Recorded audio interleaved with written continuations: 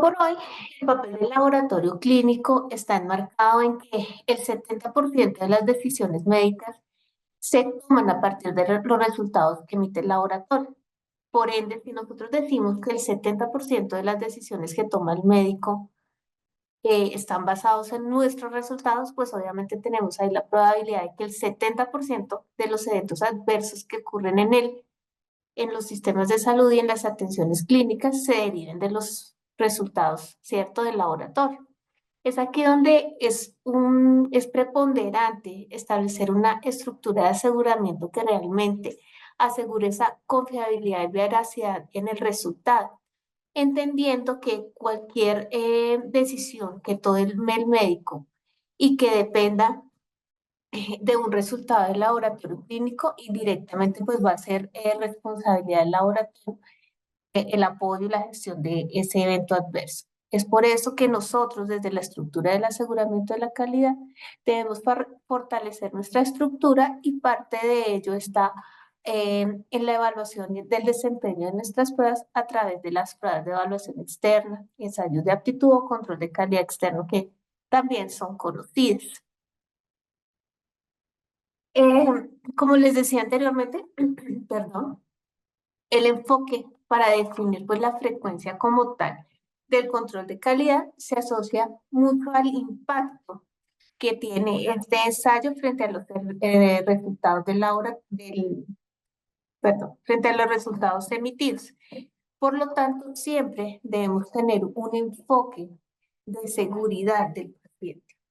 Este enfoque debe ser nuestro primer pilar y como ese punto de partida, establecer qué tipo de programa de ensayo de actitud vamos a utilizar, ¿cierto? Debe ser un criterio en esa selección y adicionalmente debe ser también uno de los puntos de partida para definir la frecuencia con la cual vamos a hacer el procesamiento de ese programa de ensayo de aptitud. Esta estrategia pues nos tiene que apuntar básicamente a fortalecer esos procesos asistenciales, ¿cierto? Asegurar esa gobernabilidad del dato. Cuando hablamos de la gobernabilidad del dato, estamos hablando de la confiabilidad del resultado que emitimos, que adicionalmente esa estrategia de seguridad, pues nos debe permitir esa comunicación efectiva en los diferentes servicios de salud, gestionar riesgos clínicos y finalmente obtener o llegar al objetivo final, la gestión clínica excelente y segura, enfocada siempre dentro del rol de seguridad del paciente. También cuando hablamos de ese enfoque de seguridad, es importante que ese enfoque de seguridad pues se articule con una serie de factores que determinan esa exactitud y confiabilidad de los ensayos. Es decir, que adicional a las diferentes estrategias que nosotros implementamos en el laboratorio, debemos gestionar factores que nos pueden llevar al error dentro del laboratorio. Entre ellos, pues está en primera instancia, pues el factor humano. Ustedes saben que siempre va a ser relevante asegurar esos procesos de entrenamiento del personal que interviene en toda la cadena de valor, desde la fase preanalítica hasta la posanalítica, porque asimismo, como les decía anteriormente, aunque el 70% de los eventos adversos pueden estar derivados del laboratorio clínico, se ha demostrado que entre el 45 y el 85% de los errores del laboratorio se encuentran asociados a factores humanos. Entonces, esta es una de las principales fuentes de error y que son una de las principales fuentes donde nosotros debemos hacer procesos de gestión que apoyen a la mejora continua y el fortalecimiento de su competencia técnica. Otros factores que también determinan la exactitud y la confiabilidad de los resultados se encuentran asociados a dónde realizo mis ensayos, ese control de nuestras instalaciones y condiciones ambientales, en la selección de un muy buen método de ensayo y la respectiva verificación o validación secundaria en el laboratorio clínico, la cual pues ya es solicitada desde el requisito habilitatorio.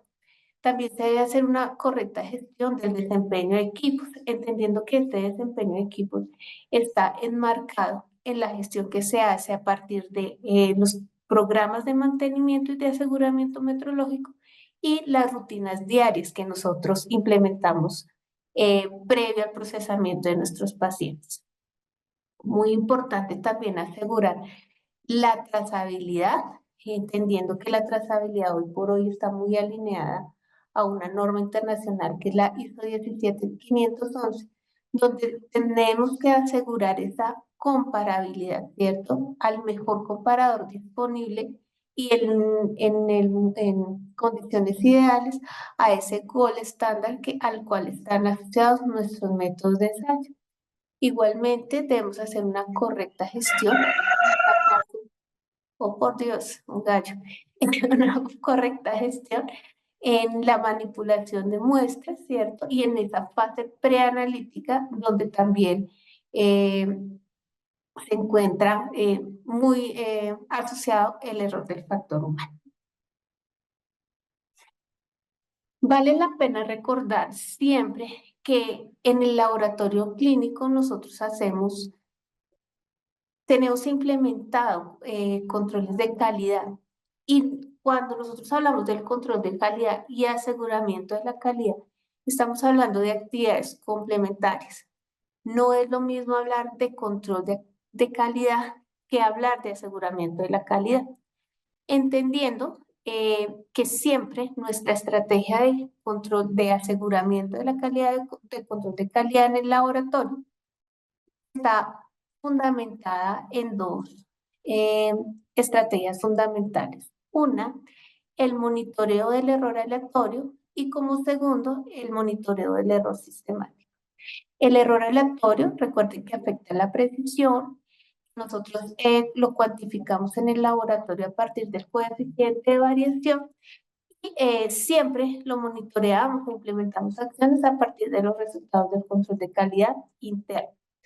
El error sistemático, por su parte, nos permite evaluar como tal cómo se ve afectada la veracidad del método y que lo monitoreamos a través del laboratorio, lo cuantificamos como el porcentaje de sesgo o el sesgo en unidades de medida. Eh, ¿Desde dónde hacemos esta evaluación? Desde nuestra participación de los programas de ensayo de aptitud. La sumatoria de estos dos errores, pues me da el error total admisible, el cual nosotros debemos estar controlando en su totalidad en el laboratorio para no llegar a emitir resultados que impacten la decisión clínica. Entendiendo y recordando cuál es la estrategia que actualmente tienen los laboratorios, sí debemos tener claridad en qué es el control de calidad y qué es la estrategia de aseguramiento de la calidad. Siempre que nosotros hablemos de control de calidad, estaremos haciendo referencia a unas actividades. Son muy puntuales para la detección e identificación de fallos dentro del proceso de calidad, ¿cierto? Entonces, una actividad de control de calidad es analizar los gráficos de control. Estas actividades de control de calidad son muy particularizadas, muy individualizadas a los determinados procesos y nos van a permitir implementar acciones generalmente de tipo correctivo. ¿Por qué? Porque son actividades que detectan las fallas. Como resultado, ¿cierto?, de indicadores de las actividades de control de calidad, pues estará la cuantificación de errores detectados o la reincidencia de no conformes por tipo de causa. Cuando nosotros ya hablamos de estrategias de aseguramiento, realmente estamos hablando de estrategias de mejora que resultan a partir de dónde? De lecciones aprendidas que muy probablemente se derivan de estas actividades de control de calidad. Esta estrategia de aseguramiento lo que busca, ¿cierto? Es siempre trabajar de manera transversal en todos los procesos. Entonces, toda esta estrategia no está enfocada a una actividad puntual. Esta estrategia está orientada a acciones transversales, que es lo que se llama el análisis de extensión, donde una actividad se hace transversal eh, a las diferentes áreas. Entonces, si yo tenía como actividad de control de calidad el procesamiento de 3 niveles de control en hematología, la estrategia de aseguramiento de la calidad es el procesamiento de control de calidad para todos los ensayos. Entonces, miren cómo ahí vemos la diferencia en la robustez de las actividades de control de calidad y de aseguramiento de la calidad. Este aseguramiento de la calidad nos permite establecer diferentes planes de mejoramiento y acciones para intervenir el riesgo. Tan de moda esta palabra de riesgo, donde la búsqueda permanente es hacer esa gestión y actuar de una manera demasiado proactiva y preventiva que nos permita minimizar los fallos y poner puntos de control que reduzcan el riesgo de incidentes o eventos adversos. Cuando hablamos de aseguramiento de la calidad, la búsqueda, ¿cierto? Los resultados que se esperan de la implementación de estas estrategias es reducir los reprocesos, incrementar el índice de confiabilidad en el desempeño técnico del laboratorio. Por lo tanto, siempre que nosotros Perdón, doctora Mónica, es que empezó a escucharse como con interferencia, creo, no sé si estás muy cerca al micrófono. por acá, mejor, Sí, mejor ahí. ahí, bueno, perfecto, gracias. Gracias. Ok. Entonces, entendiendo que el aseguramiento de la calidad es una estrategia más robusta, siempre, digamos que la búsqueda del laboratorio será mantener y estructurar una muy buena estrategia dentro de la cual vamos a incorporar, como lo vemos, para el componente de evaluación de la veracidad, una prueba de evaluación externa.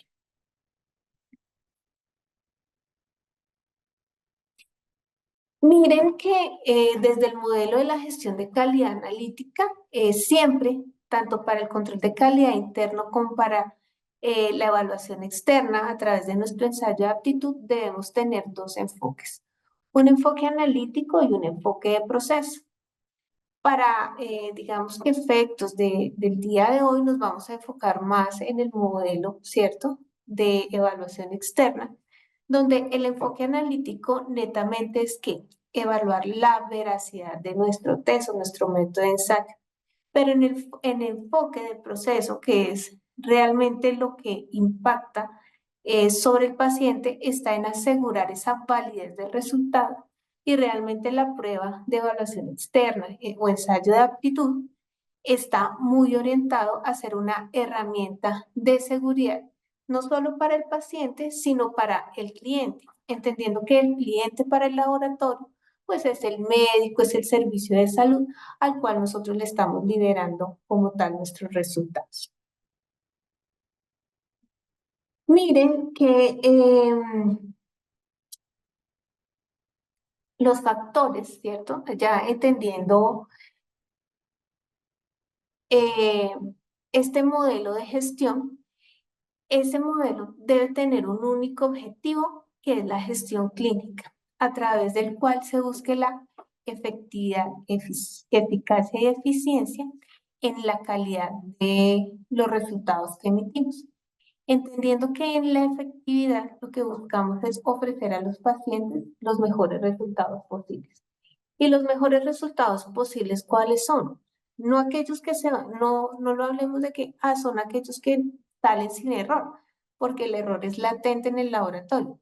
Son aquellos que definan de manera más asertiva, ¿cierto?, el diagnóstico del paciente y le permitan al médico tomar la mejor conducta clínica.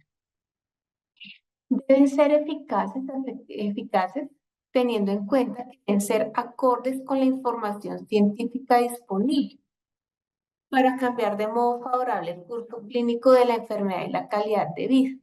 Esto está muy asociado a la calidad también del método de ensayo y al tipo de evaluación externa con la que nosotros nos comparamos.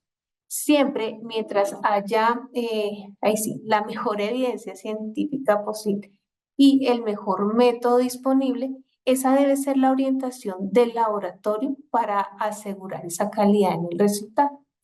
Y finalmente, debe trabajar con eficiencia, considerando los menores inconvenientes, es decir, que haya el menor número de barreras para acceder a esos métodos de ensayo y considerando también los costos, tanto como para el sistema sanitario como para la persona que recibe el servicio. Porque también debemos ser coherentes en que de nada sirve tener el mejor método de ensayo, un gold estándar, ¿cierto? Si finalmente nuestros pacientes no pueden acceder a ese tipo de servicios y una barrera que se va a presentar en el acceso a los diferentes exámenes está asociado al costo. Igualmente, también este costo tiene que estar asociado a que no siempre, ni lo más caro es lo mejor, ni lo más barato es lo que siempre debemos incorporar. Siempre que nosotros hablemos de costos, debemos ver ese costo-beneficio. Y algunas veces digamos que cuando uno hace asesoría, pues los bacteriólogos o las coordinadoras dicen, uy, sí, es que de pronto este control de calidad, vuestra prueba de evaluación externa es muy costosa. De pronto porque sí, porque el precio en sí mismo es alto. Sin embargo, siempre hay que ser muy cuidadosos en cómo vemos los costos. ¿Ustedes qué preferirían? Pueden pagar una prueba de evaluación externa que visualmente, por el valor, uno diría, uy, sí es costosa, pero que en términos de sensibilidad, de herramientas para la toma de decisiones en valores agregados, me va a minimizar otros costos. ¿Costos en el qué? En el reproceso de pruebas, en costos en capacitación de mi personal, costos en definir frecuencias de calibración que de pronto en otro tipo de programas no voy a detectar. Entonces, es ahí donde uno siempre el costo-beneficio lo tiene que ver, no solo en el costo en sí mismo que tenga la prueba de evaluación externa, sino en el beneficio que éste tiene y cómo me va a impactar los costos en otros procesos que forman parte del quehacer del laboratorio. Por lo tanto, siempre que nosotros hablemos de efectividad clínica, debemos tener una ecuación muy clara en nuestra mente, la evidencia y la eficiencia. ¿Y cómo logramos eso? A través de el aprendizaje organizacional, que es único y no patenta, es decir, es único y exclusivo de cada laboratorio. Cuando ve a través de su propio desempeño cuál es la mejor manera y cuáles son los puntos de control que debe implementar de acuerdo a su modelo de atención. Siempre teniendo en cuenta información diagnóstica válida que finalmente que va a permitir la gestión clínica que impacta de manera positiva siempre la seguridad del paciente.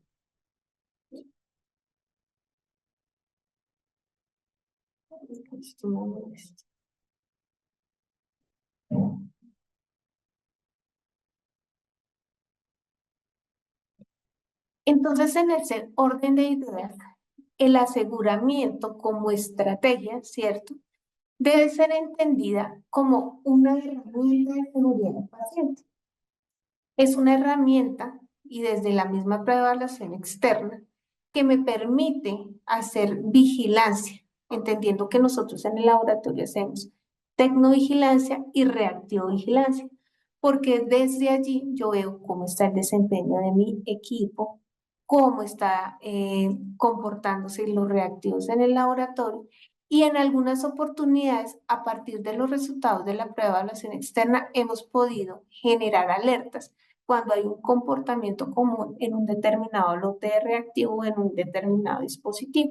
Entonces, miren cómo desde allí la estrategia de aseguramiento nos va aportando de manera consistente a esos programas de vigilancia que finalmente impactan la seguridad del paciente. Adicionalmente, recordemos que la prueba de evaluación externa siempre valida y legitima pues, los procesos internos del laboratorio. Es una forma de validar, ¿cierto?, cómo está nuestro control de calidad interno. Por lo tanto, el aseguramiento de la calidad como tal y esa prueba de evaluación externa resulta ser lo que nosotros decimos mucho más que un punto en un gráfico. Y cuando decimos mucho más que un punto en un gráfico, es porque nosotros no solo nos podemos quedar viendo, ay, sí, es que aquí estoy sobre la media, o es que tuve un target de 120. No, es como estas herramientas y toda la información que me da, ¿cierto? Me sirven de herramienta de gestión y decir, ah, sí, es que definitivamente yo tengo un desempeño excelente en mi laboratorio y a partir de estos resultados yo puedo asegurar la confiabilidad de mis resultados. La prueba de evaluación externa o el control de calidad en general no es para cumplirle a la secretaría, no es solo para cumplir el requisito habilitatorio. Tiene que ser una herramienta de gestión que realmente nos permita tomar decisiones e impactar de manera positiva la calidad de vida de nuestros pacientes.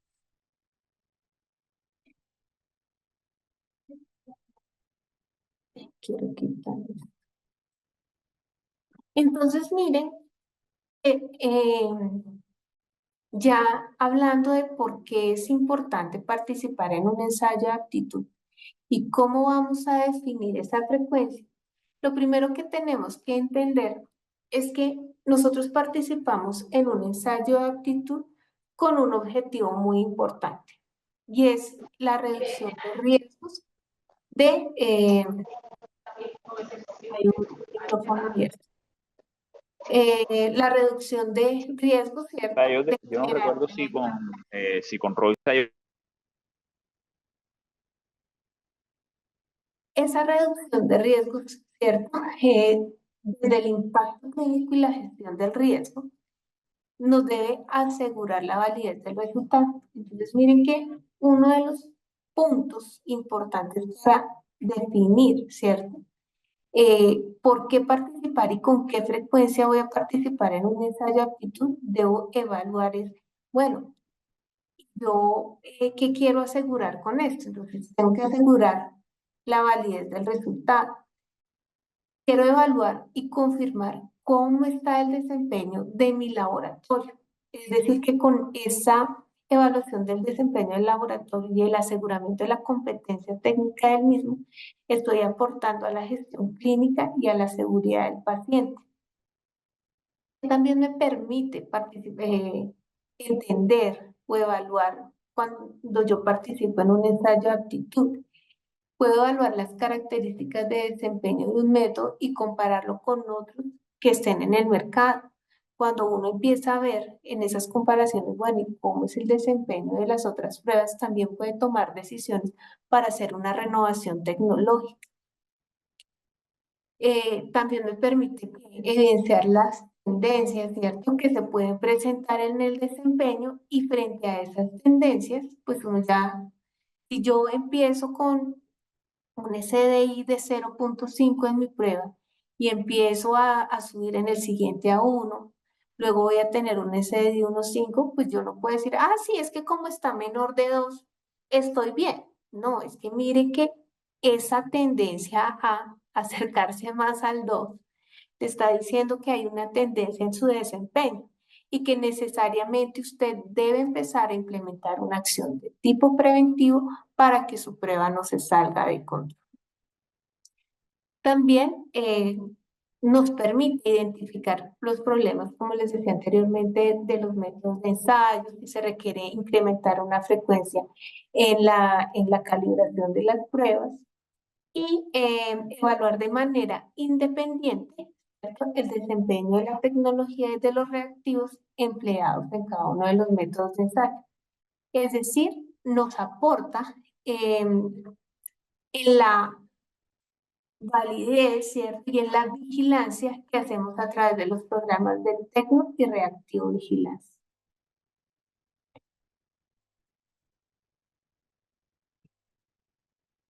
Entonces, miren que cuando nosotros hablamos de aseguramiento de la calidad a partir de nuestros programas de evaluación externa, como los llaman, ensayo de actitud, control de calidad externo, la pregunta que viene, ahí sí, viene y se nos presenta sobre la mesa es que sí, qué bonito la efectividad clínica, la seguridad, pero ¿cuál es la frecuencia ideal de participar en un programa de ensayo de aptitud?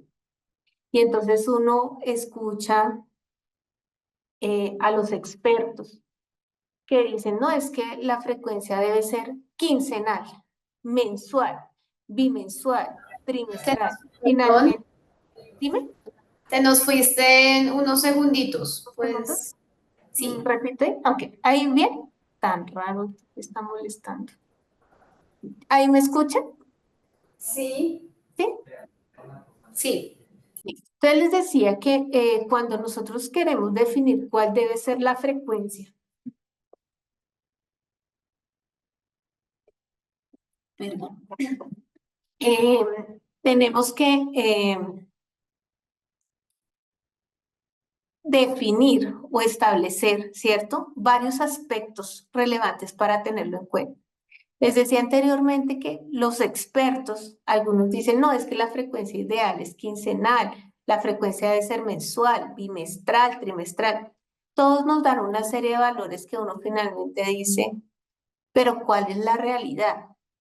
Pues miren que uno debe tener en cuenta, uno quisiera tener todas sus pruebas controladas, porque en el mundo ideal todos se deberían controlar mensualmente, pero a veces la disponibilidad no nos da. Entonces, vamos a ver una serie de factores o de tips que nos van a permitir definir cuál debe ser la frecuencia, porque a pesar de que todos somos, todos trabajamos acá en laboratorios clínicos, todos tenemos modelos de atención distintos, por lo tanto, el impacto frente a la frecuencia va a ser distinto para cada uno de los laboratorios. ¿Qué debo tener en cuenta para definir esta frecuencia? Pues en primera instancia, la obligatoriedad. Recuerden que desde el requisito normativo, pues existe una obligatoriedad de procesar tanto el control de calidad interno como la prueba y el ensayo de aptitud. El costo-beneficio, realmente, ¿qué tan favorable es esa prueba, cierto? Para mí como institución. Pero más allá de estos dos ítems, lo más relevante para definir la frecuencia es qué tanto eso me aporta en la seguridad del paciente. Más allá de que me toque hacerlo, más allá de que sea costoso o no, siempre tendremos que hablar de que la frecuencia está basada en qué, en lo más importante, la seguridad del paciente. No me paso. Entonces, desde la obligatoriedad, pues existen una serie, ¿cierto?, de normativas actualmente legales, como es la resolución 3100, que es el manual de estándares del Sistema Único de Habilitación, donde desde el estándar de los procesos prioritarios asistenciales establece para el servicio de laboratorio clínico en el numeral 16.1 que el laboratorio debe contar con programas de control de calidad interno y externo que contemplen las pruebas realizadas.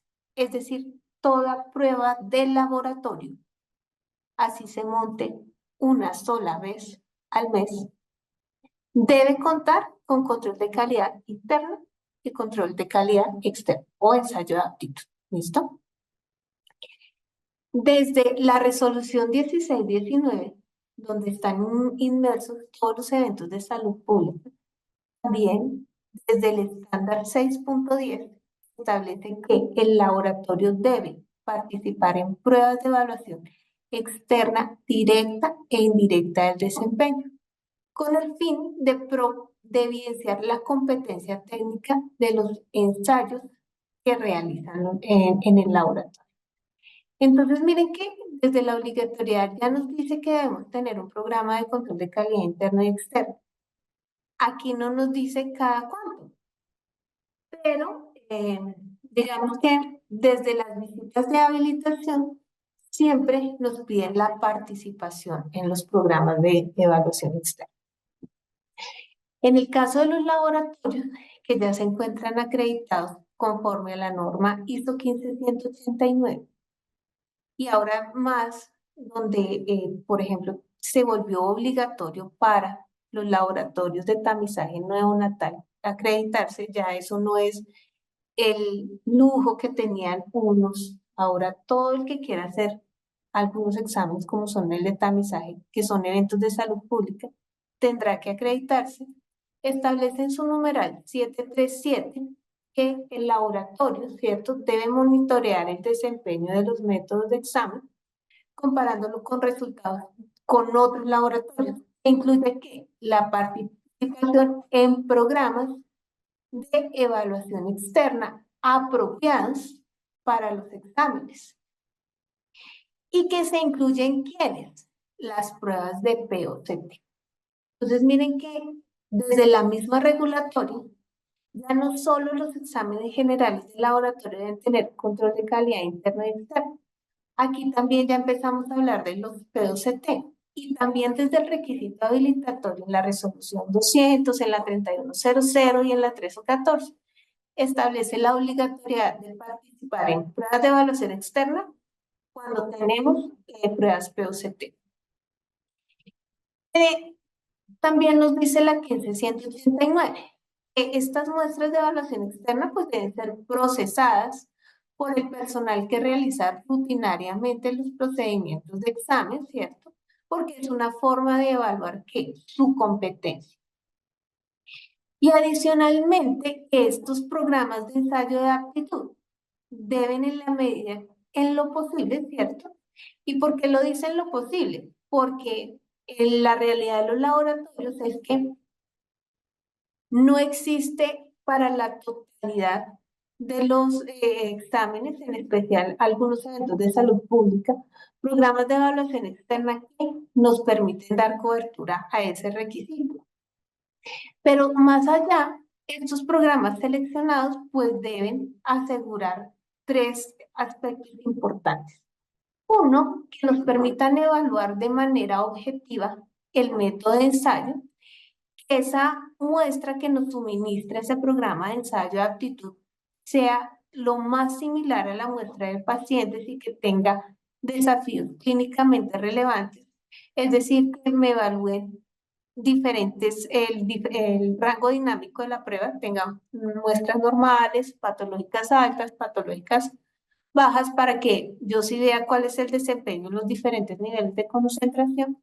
Y un requisito muy relevante que definitivamente demuestra la calidad del ensayo de aptitud es que está acreditado conforme a la norma ISO 17043. Igualmente, desde la misma norma ISO 15189, se establece, ¿cierto?, para asegurar la validez de los resultados, esa prueba de evaluación externa deben tener una característica, y es que la comparación se haga a través de métodos que sean conmutables, deben garantizar la independencia de la evaluación y que los datos deben ser reconocidos, bien sea a partir de un estándar de referencia o a través de un modelo estadístico que nos puede evaluar a través de los datos generales de consenso y la aplicación de un modelo estadístico la validez del resultado. Adicionalmente, dentro de las políticas que deben cumplir también los laboratorios acreditados se encuentra la política de ensayos de aptitud en los laboratorios clínicos, donde básicamente desde este criterio pues se establece que ONAC como organismo, ¿cierto?, acreditador en Colombia, defina una serie de requisitos para que los laboratorios participen en esos ensayos de actitud. ¿Y qué me pide el requisito? El requisito como tal me pide que el laboratorio debe presentar un plan de participación, es decir, que debe tener una planificación en cuanto a qué ensayos de aptitud, en qué ensayos de aptitud y con qué frecuencia va a participar para demostrar su competencia. Y que cuando él está en proceso de otorgamiento o ampliación de su alcance, debe asegurar que haya participado mínimamente una vez dentro de los 18 meses anteriores a la acreditación y lo más importante es que tenga un desempeño satisfactorio. Esta política de participación de ensayo de aptitud está alineada a una política internacional que es la ILAC-P9, donde se establece la misma frecuencia de participación. Entonces, miren que si uno se fuera solo a la obligatoriedad, diría, ah, pero pues ONAC pide un ensayo de aptitud anual. Sí, pero eso impacta la gestión clínica.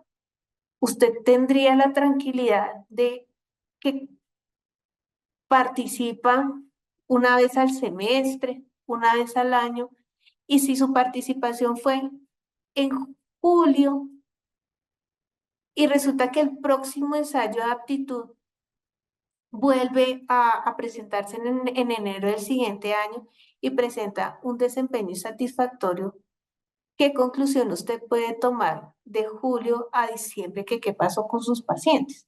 Entonces, miren que, si bien es cierto, desde el requisito, miren, habilitatorio y de otros organismos que otorgan reconocimiento, la frecuencia no está definida, nosotros sí tenemos la responsabilidad de, con enfoque de riesgo, a partir de sí mínimamente lo que me pide la regulación, empezar a evaluar, bueno, ¿cuál es la frecuencia?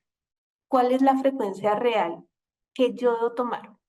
La que me dice la regulatoria, que en algunos casos no me indica, en algunos casos es demasiado laxa, o la que realmente me va a aportar al impacto y a la seguridad clínica del paciente. Sin embargo, yo creo que por allá todos estarán pensando, sí, muy chévere, listo, no voy a participar una vez al año. Ya es claro que eso es muy poquito. Pero, ¿qué pasa con las pruebas donde yo no tengo ensayo de aptitud? Entonces, miren que otro de los aspectos importantes a tener en cuenta cuando nosotros queremos definir la frecuencia es la disponibilidad de ensayos de aptitud. Y la disponibilidad no es solo decir, ah, sí, es que eso yo lo he escuchado de manera muy extraña, esa prueba aquí es rarísima. Eso no debe existir control ni ensayo de aptitud para esa prueba.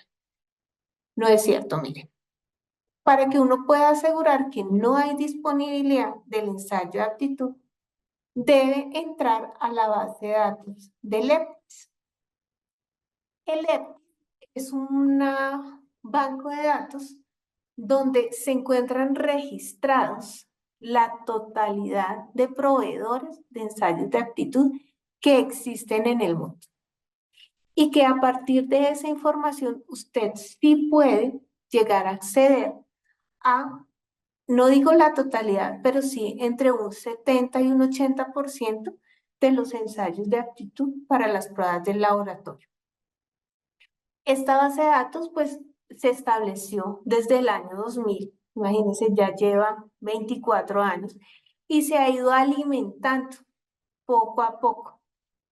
Dice que actualmente tiene un registro de 800 programas, sí dice que actualmente existe un registro de 800 programas. Sin embargo, esta información, cuando uno lo ve en la página de Leptis, corresponde a una información disponible en el 2016. Si ustedes ingresan a la página de Leptis, hoy tiene alrededor de 7.172 programas de ensayo de aptitud disponibles en diferentes partes del mundo. Y desde allí, miren que esto puede ser un criterio para la selección de su proveedor, para poder hacer la selección y ubicación de ese programa de ensayo de aptitud. ¿Y cómo lo hacen? Básicamente dentro de la página, cuando ustedes entran a la página de Leptis, les aparece este recuadro. Entonces ustedes pueden buscar por ensayo, por país, por pruebas, por grupo de productos y si se encuentran acreditados o no. Cuando ustedes ingresan acá el nombre, ustedes se van a dar cuenta de si, cómo se llama el proveedor, ¿cierto? El proveedor de ensayo de aptitud, en qué país se encuentra, qué programa tiene disponible y acreditado y cuándo ingresó o hizo el último cambio en la plataforma. Entonces miren cómo aquí vemos en este ejemplo que a nivel de Colombia existe un proveedor de ensayo de aptitud que tiene acreditado, porque se está acreditado el programa para, un programa de ensayo de aptitud para glucometría y cuyo último ingreso a la plataforma fue el 14 de diciembre del 2020.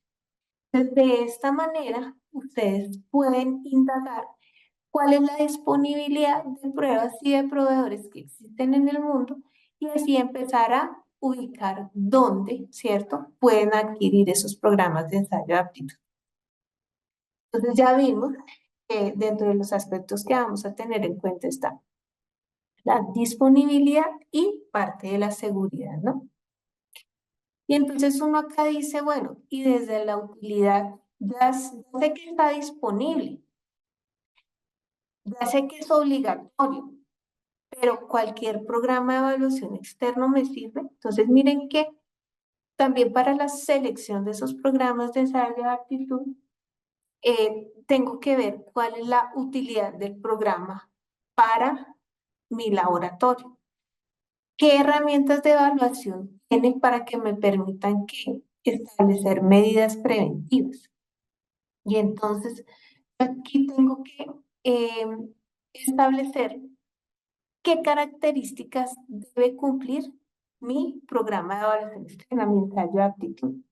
Vimos una muy importante y es que esté acreditado con ISO 17043. Pero adicionalmente existen unos requisitos técnicos y unos requisitos funcionales que me van a ayudar a seleccionar ese tipo de programas. Desde los requisitos funcionales, porque miren que también yo he visto casos y digamos que no es muy común en Colombia, pero sí lo vi en una auditoría que hice en Santo Domingo, y era que efectivamente tenían un programa que tenía una periodicidad trimestral, pero la muestra que le enviaban siempre era normal.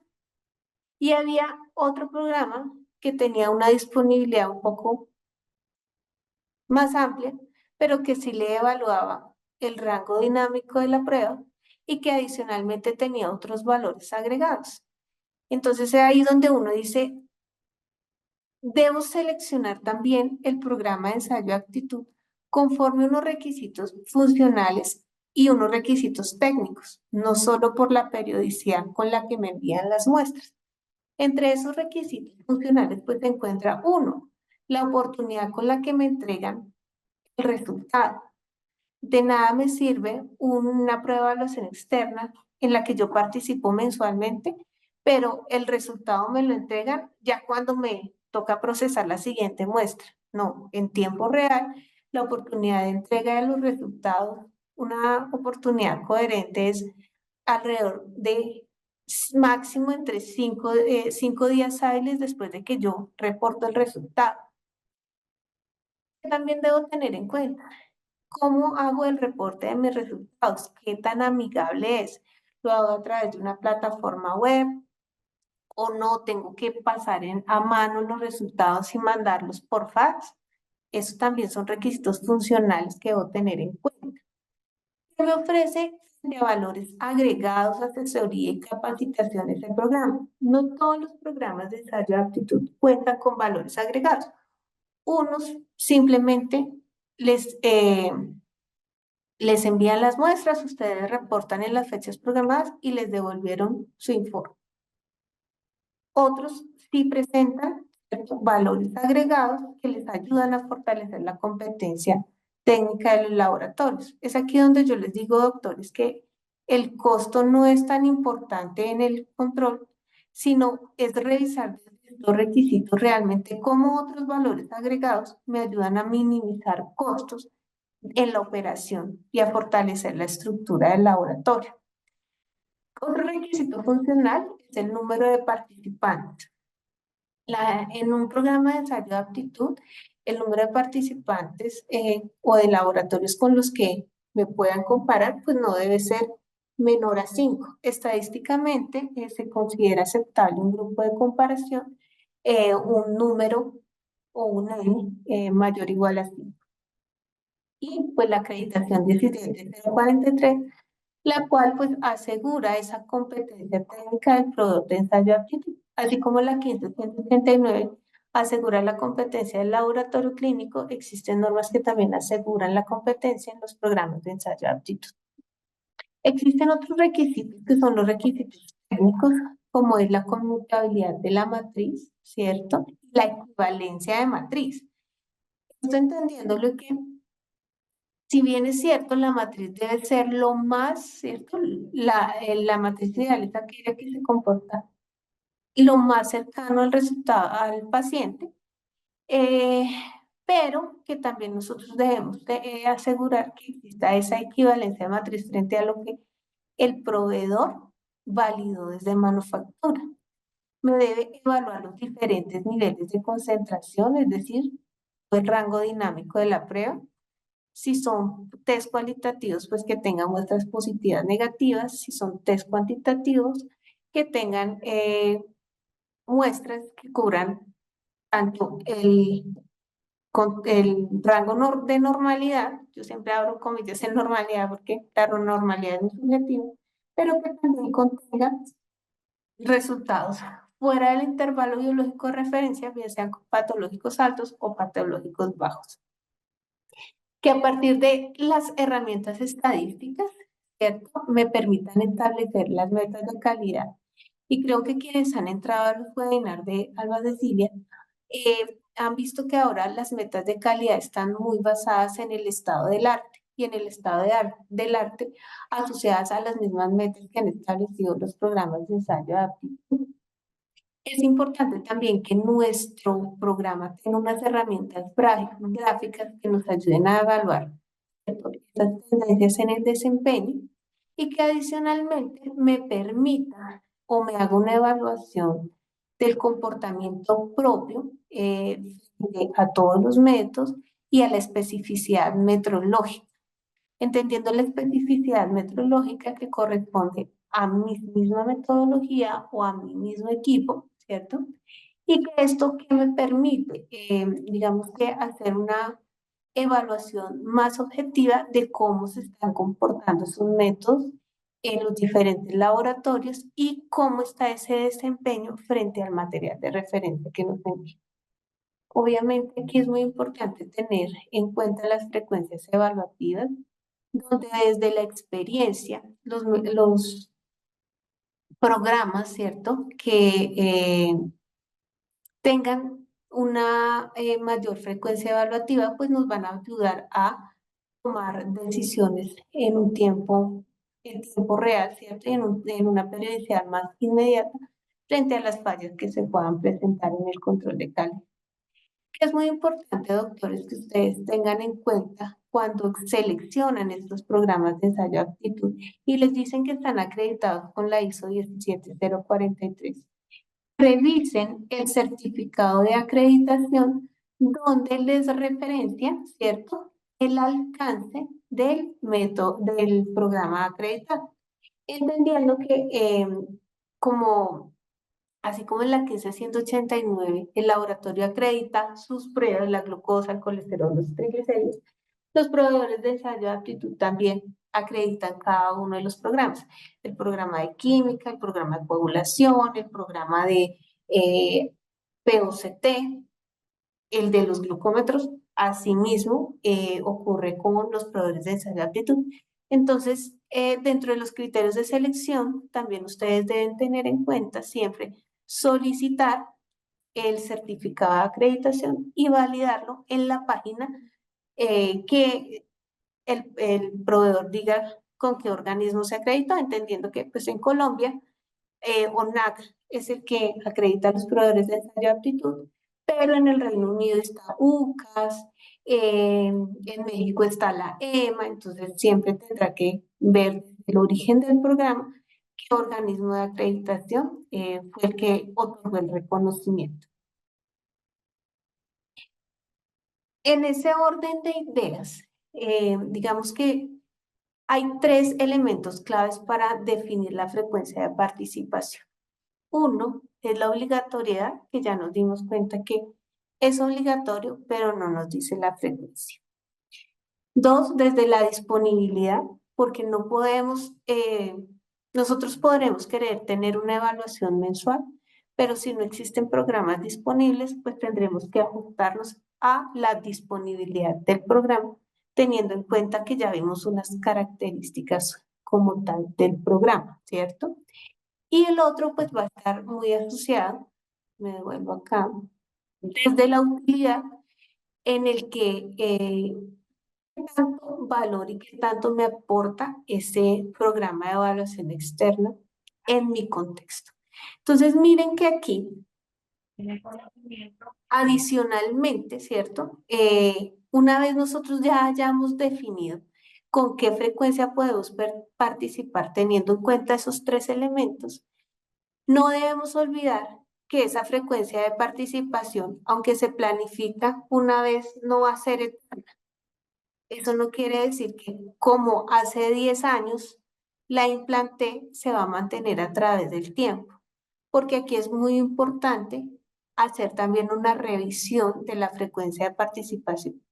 Adicionalmente, no solo en los tres aspectos que les mencioné, sino que ustedes también tienen que empezar a revisar periódicamente cuáles son los niveles de riesgo asociados con las actividades del ensayo. Es decir, qué tan inestable es mi prueba, porque entre más inestable sea la prueba, pues mayor deberá ser la frecuencia con la que yo participe en una prueba de evaluación externa. ¿Qué tantos pacientes atiendo? Es que no es lo mismo que yo hace 10 años solo hacía 2 pruebas de HIV y participaba en un programa de ensayo de aptitud cuatrimestral. Ahora que tengo un volumen más alto de pacientes y ya existen programas de evaluación mensuales y bimestrales. Entonces, inmediatamente ya por impacto en el volumen de atención, yo tengo que cambiar la frecuencia. ¿Dónde más yo puedo empezar a definir con qué frecuencia participar? Cuando tengo una alta rotación de personal. Es más importante allí asegurar una mayor participación. Cuando tengo talento humano en salud, que no es bacteriólogo como son los operadores de POCT, que requieren también tener una supervisión y que una manera objetiva es a través de la prueba de evaluación externa. Cuando se hace una modificación en el método, que ya hay que hacer una validación como tal, y cuando uno empieza a evidenciar que hay una pérdida de la estabilidad del método. En esos espacios o en esas actividades ya tiene que empezar uno a revisar cuál debe ser o a replantear cuál es la frecuencia de participación. Miren que en todo lo que en esta hora que hemos hablado, pues realmente no existe una fórmula maestra para definir la frecuencia. Yo hubiera querido hoy que ustedes se llevaran la decisión de decir, ah, no, es que yo debo participar en un programa cada 15 días, cada mes, cada 2 meses. Pero miren que realmente la definición de la frecuencia no tiene una fórmula maestra. Solo existen una serie de ingredientes y factores que en el momento en que usted se dedica a planear su estructura de aseguramiento, por eso yo partí de la estructura de aseguramiento, tiene que empezar a individualizar su estrategia y a decir, ah, es que mi modelo de atención es este. Mi laboratorio es único en el mundo. Por lo tanto, su laboratorio asimismo será su estrategia de aseguramiento. Existen una serie de lineamientos y actividades transversales que uno puede implementar pero que tendrá que adaptar y acoplar a su modelo de atención. Por lo tanto, la frecuencia de participación ustedes únicamente la pueden establecer y estandarizar de acuerdo a la obligatoriedad que ya vimos que no, que sabemos que se debe hacer, pero no sabemos cada cuánto. El costo-beneficio, la disponibilidad de los programas, pero lo más importante, doctores, a partir de su enfoque y gestión del riesgo y el impacto que ustedes quieren que ésta tenga sobre la seguridad del paciente y sobre la calidad, confiabilidad y validez de sus resultados. Es la única forma en que uno puede definir, ¿cierto? Realmente cuál debe ser la frecuencia de participación más asertiva para el contexto de su laboratorio y para el logro de los objetivos como tal que están planificados. Muchas gracias.